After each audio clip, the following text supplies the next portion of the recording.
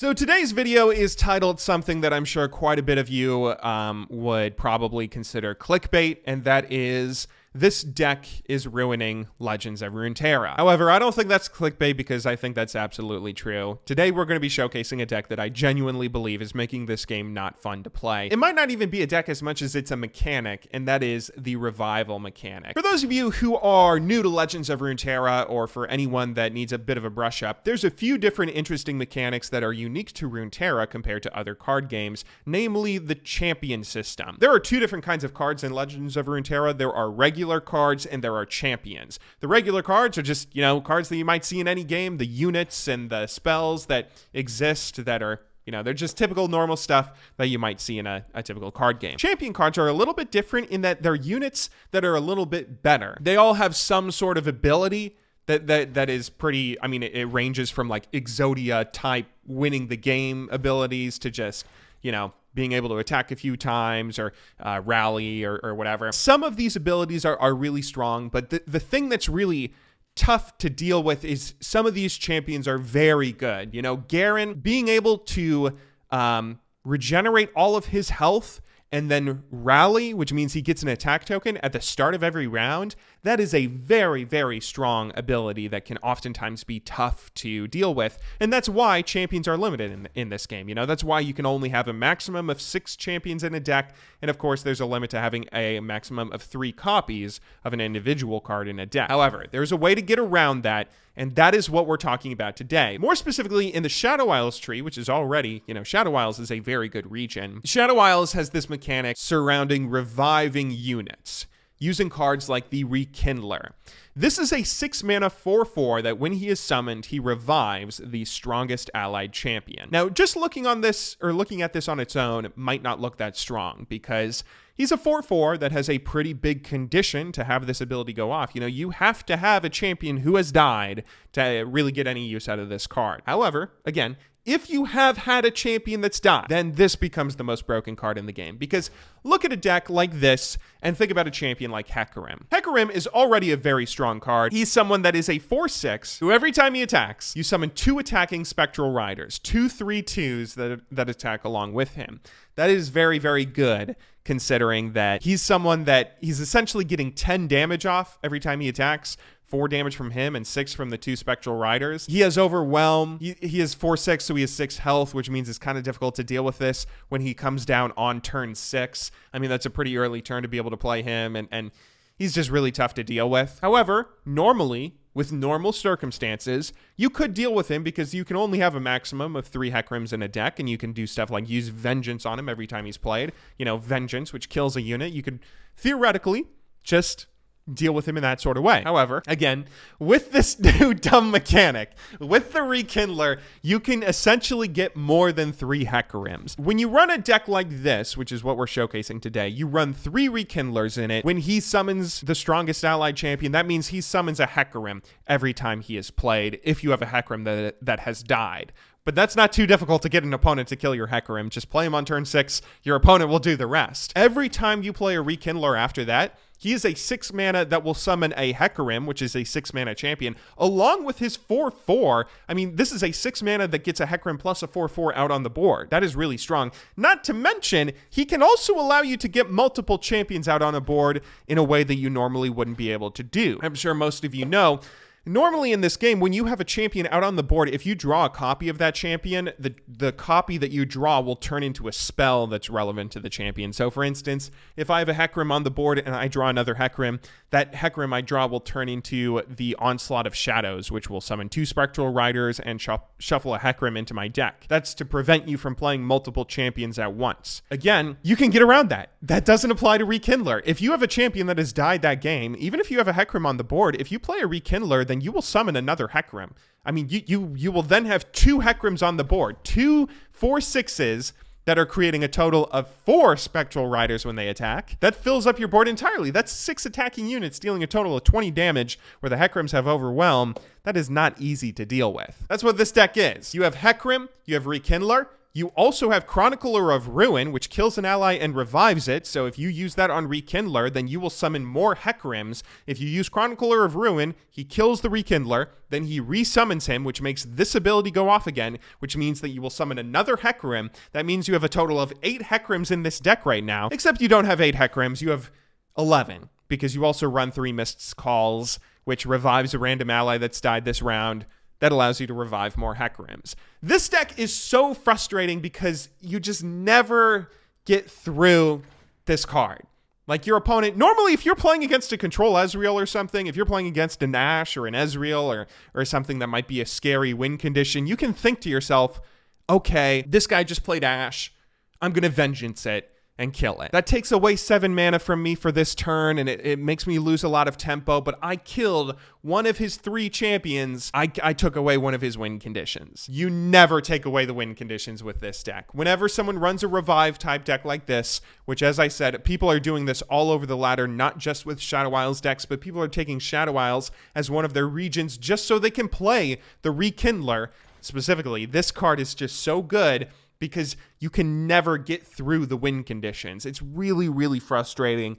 And currently, I'm sitting pretty low ranked on the Master Tier ladder because I've been experimenting with a number of decks. So I'm going to see if I can use this to fix my own rating a little bit today. And let's go ahead and do this. Let's talk about why it is this mechanic is so good and how you can use it to get some easy free wins yourself. Oh boy. I got to mulligan him, I think. For our first game here, we're playing up against an elusive deck. And if there is another really strong and really overpowered deck that can beat this really strong and really overpowered deck, it's probably an elusive deck. Elusives and mid-range decks, or aggro decks in general, I think, are kind of the counter to strong mid-range decks. Anytime you are able to get tempo early on and be the aggressor yourself is really when things can get scary at times for a mid-range deck. So we do have to be careful about letting this guy get tempo and letting him be aggro against us. But that being said, he is not really doing anything here. He is past the first... Wow, really? That's all you got? He's letting us get a lot of tempo here ourselves, and we might be able to win this game just straight up. He can attack with the Zed. We'll block like this. When he dies, we'll use the Black Spear on Zed.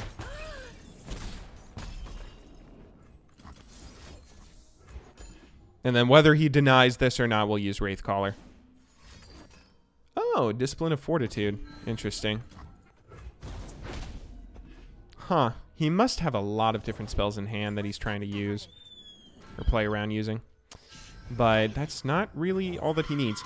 Okay, so here we go. We're starting to hit our mid-game power spike when all of this is going to go off. We're going to get the Hecarim out on turn 6, and then we're going to start drawing into, yeah, exactly, right on key. We're going to start drawing into Rekindlers and all sorts of other things that make it very, very difficult for our opponent to deal with this. We also have 3 Mist Wraiths out now. We'll put down the Skitterer and then attack with, I think, everything? What's he going to trade into that? He's not going to trade anything good into that. I guess I'll keep the Elise. Well, if she trades into him, are we sad? I don't think we're sad because we get the 1/1.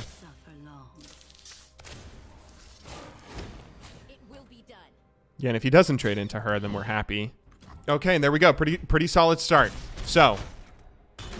that was a mistake. He should have killed the Elise. He was worried, though, because we're starting to get him close to lethal already. So you can kind of see how... I mean, you've seen this if you've been playing Legends of Runeterra. These kinds of decks have been really strong for a really long period of time. Not just mid-range decks, but like any deck that has a... focus on... or like any of these stupid... Shadow Isles mid-range decks that focus on the Frenzied Skitterer into Wraithcaller into Hecarim. This has been popular ever since this game first came out, or was like first released or whatever. This is just another version of this deck that is really starting to become broken. Which here, do I want to put the Hecarim out? Could I win by using Relentless Pursuit? I don't think I could. He has 3 units that can block the 4... Yeah, let's just do Hecarim. This is safer.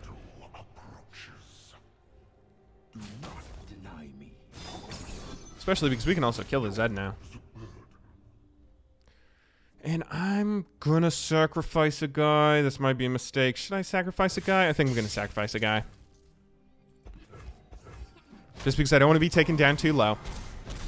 And the nice thing about the Rekindler is that because, like, even though Hecarim is, like, pretty low health now, which is, oh goodness, our Hecarim is low health. It's not actually that scary. That doesn't actually mean anything because we can just use him to summon another guy. And then, depending on how he blocks this, we might just be able to use Relentless Pursuit and win this turn. Looking at this, you call that sneaky? Okay, so he's setting that up. And what else? What are you going to do? Is he going to recall the Hecarim? So he recalls the Hecarim with Will of Ionia, and he also recalls a guy. But we can win. We have lethal. All right, so, I mean, I don't know if there's a better example than that. We have the stupid OP elusive deck. We're able to beat it. Good game, well played. Let's move on into the next match. You can really see the strength of this deck when it comes to its ability of just flooding the board with like this ridiculous level of tempo that your opponent has to get back on their back heels to deal with. When you get the Elise out on turn 3 and the Mist Wraith Caller on turn 4 and the Hecarim turn 6, then your opponent has to start using things to deal with it. They have to Will of Ionia the Hecarim. They have to use some sort of board clear or begin trading units into the Wraith Caller and whatnot because you're getting so many things out on board that it's just so difficult, if not impossible, to deal with. But the problem is that, you know, once they're dealing with it, they're never going to be able to catch up. Even if your opponent has like full mana in turn 6 and uses a what's it called, the stupid thing that's really strong, Ruination that kills all units, and they completely wipe your board. That's not really enough to be able to stop you from winning the game. You're still going to have so many different options that allow you to be aggressive and so many different things that allow you to still be aggro. And yeah, I'll do this. Yeah, it's really just tough. It's a tough thing to deal with. Okay, so question is, we have 2 Mist's Calls. Generally speaking, this is running this deck for the Hecarim. Do we want to use one of these and try and resummon Elise? I don't think we do. So yeah, this is something that I didn't really think about when it comes to making this video.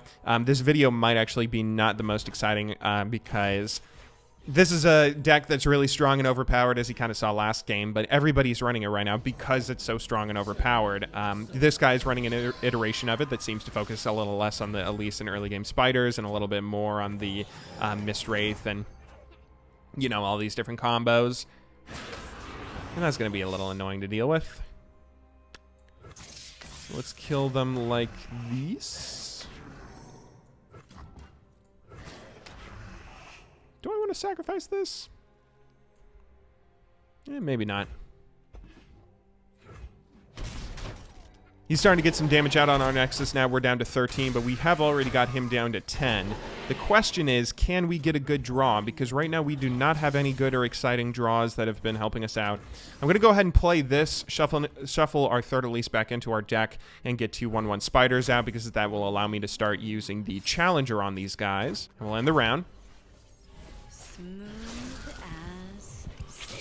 That's going to help us a lot, depending on what we draw here. We really need a good draw here, and that is exactly the kind of draw that we need. Oh, thank you, RNG gods. Now, if he has Hecarim, he's going to try and play him, and then we're going to win the game, because while he's running, he's running this, you know, the same kind of deck we are. The reason you run Demacia instead of anything else is because of this dumb card, this dumb Relentless Pursuit Rally. I am so sick of this card personally. It has ruined so many games for me. I mean, I feel like it's so broken. You're just consistently having to deal with these ridiculous double attack rounds, and when you combo Relentless Pursuit with something like Hecarim that has this crazy, you know, bonus every time he attacks, there's nothing you can do to deal with it, because, you know, this guy might think that he's in a good position because he has Hecarim, and he probably has a way to, you know, he probably has a Rekindler or something, or a way to revive Hecarim and then, you know, attack with a million Hecarims. We're going to do this,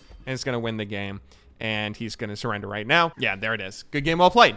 So there you go. That's why you want to run Demasia's secondary region alongside the Shadow Isles. Let's move to game number 3 now. All right, here we go, though. For game number 3, we are playing up against a Karma control deck. One of the reasons I say that this strategy and everything is so strong and is so annoying and kind of game-breaking is this is a strategy that's being run in every single deck, it feels like, or at least all the top decks people are playing in Master Tier. You know, there's still some people trying to run elusives and whatnot, but there's the Hecarim revival, but then there's also a version of it where you're trying to use Rekindler on Karma and get multiple Karmas out, and then there's also a version where you're trying to use it on Garen and get a ton of Garens out, and then, you know, so on and so forth. Rekindler and the revival mechanic is so good that it's being shoehorned into all these different decks that has different flavors with different champions out there, but, I mean, I'm just personally so sick of seeing it that it's something that's really starting to haunt my dreams.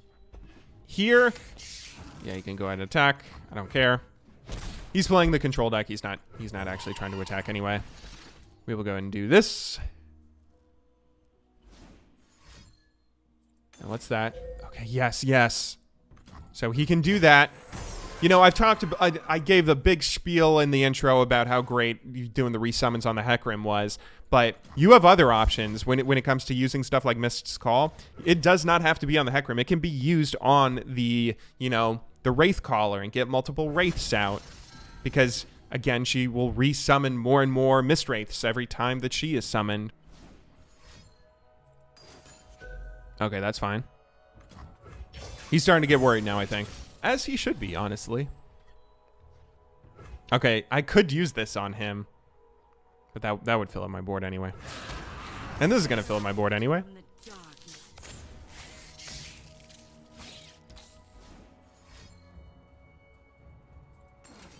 Oh, that is rough, actually. But it's fine. It's fine.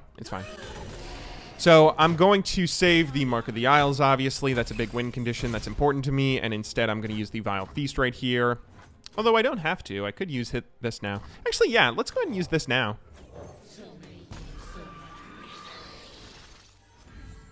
Because I'm trying to think. I know some of the cards that he has in his deck because I've been playing his deck for a while. And I know like what he's trying to go for when it comes to some of his different strategies and whatnot. And I kind of know what I need to do to beat him. If I remember correctly. Well, maybe I should have Vile Feast last turn.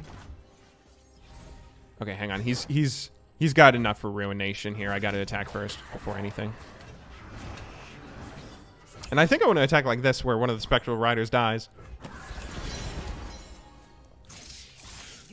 This is more damage.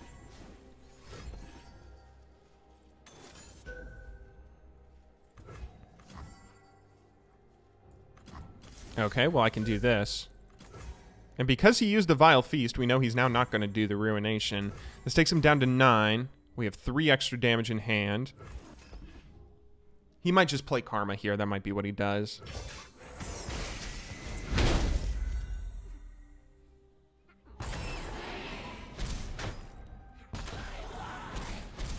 So we get him down to 9.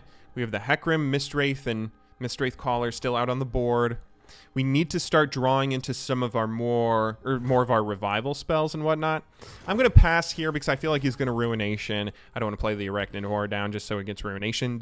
Now, if he does nothing here, if I were him, I would pass. I would do a cheeky little pass here just to try and get me to drop down Ruination stuff. But he's not going to be that silly. He's just going to play it, but that's going to lose him the game because now we're going to do the Rekindler. And then we're going to do the Arachnid Horror. And then there you go. There's the Surrender. It's really crazy. Do you want to do one more game? Leave a comment. Do you want to do one more game? Let's do one more game. You know, it's probably worth mentioning this is a deck that it's not infallible. There are ways to beat it. You can outrush it if you're playing an aggro deck, which it looks like we're probably playing up against here, a Teemo deck. You can beat it if you have a rush aggro deck, and if you're playing a mid-range deck, then there's always the possibility that, you know, if it's a mirror matchup essentially, then you could maybe be the one that gets your win condition off first or outrushes your opponent down. But if you're just playing a straight up normal game with, you know, this against a control deck or this against another mid range that's got not crazy overpowered cards, then it's tough to beat this. You have to play very, very well. You have to play near perfectly to beat this, I feel like. And this is very interesting. Did he use that get excited because he's actually playing like a weird control style deck? Or was that one of his win conditions that he just threw away? Have a mushroom. Have 3. Let's see. This is interesting. I kind of thought this was an aggro deck we were playing against, but he might be an actual legit mushroom deck. Which I don't know if I've ever seen that. Here we will put down another Arachnid Horror. We're a little bit unfortunate in our... Yeah, we're a little unfortunate here in some of the draws we're getting. We do have the Hecarim for turn 6, and we do have the even turn attack token. So getting him out on turn 6 is going to be pretty good.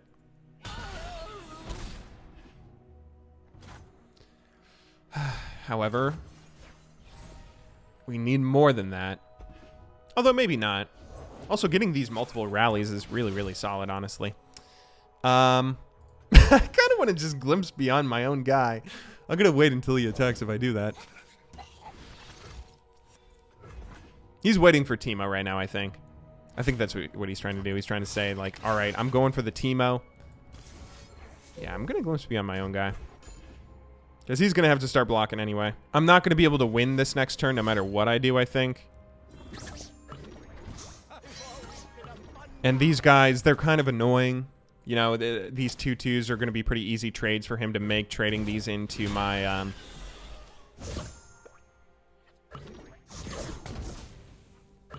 trading them into the Spectral Riders, but yeah, being able to get something like Elise that I can then put out, I feel like is kind of nice. So here we go. Here's the combo. Hecarim out turn 6. If he tries to kill him by doing a thing, we can Mist's Call him. He does not have a way to kill him immediately, at least. Now let's attack. We immediately fill up our board. Get a pretty crazy attack set up. Now, part of the problem is if he... This Mist's Call is... Okay, yeah.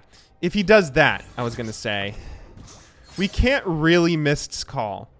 The Mist's Call is a great way to resummon Hecarim if you're playing him into a, you know, into a setup where you have the, whatever it is. If you're playing him and he gets Vengeance, or if he gets, like, swap the Ephemeral onto him or whatever it is. But you can't really use the Mist's Call here. That doesn't really work. Although we could try. Do we want to try? Well, there's only a 33% chance that he gets summoned because we had 2 Spectral Riders die. You know what? I got it. I believe. No! He was like, I can't believe you did that, you moron. Okay, let's mute him. And okay. That's kind of nice getting that Black Spear. I'll do this. Yeah, because now I can use the Black Spear on him.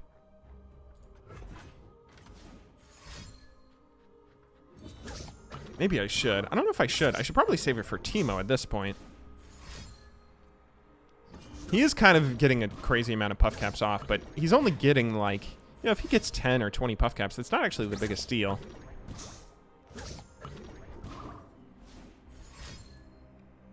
The problem is if he gets Teemo's out to do 200 puff caps. I feel like. Maybe I'm wrong.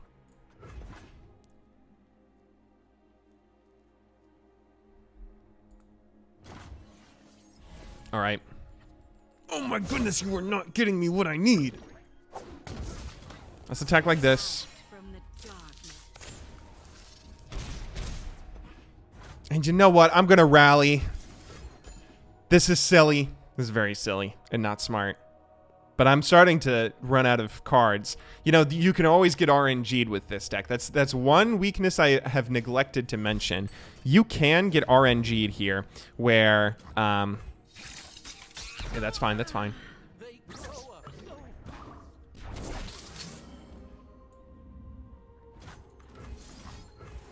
you can get RNG'd, where if you get nothing but your Chroniclers of Ruin and you get nothing but your Rekindlers and like no Hecarims, then that's obviously something that kind of screws you. But I'm going to do this now. If he has Teemo in hand, then more power to you for saving him until the very last second. I can't use that on Teemo for an attack turn anyway, though.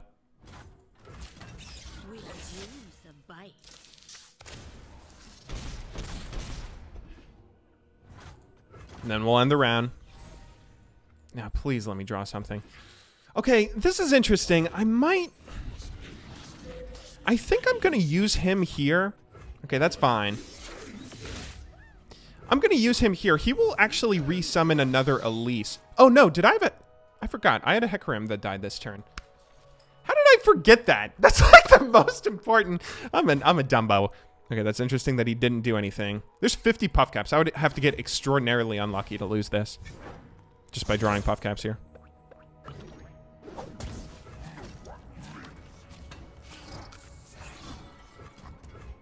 Okay, now we attack, and we win the game this turn. If he can stop this somehow, we can use our Relentless Pursuit. If he has, like, Ruination, he can't use it because it's a slow spell, but even if he did, we could Rekindler and then use Relentless Pursuit to rally again. I can't believe I forgot I played a Hecarim this game.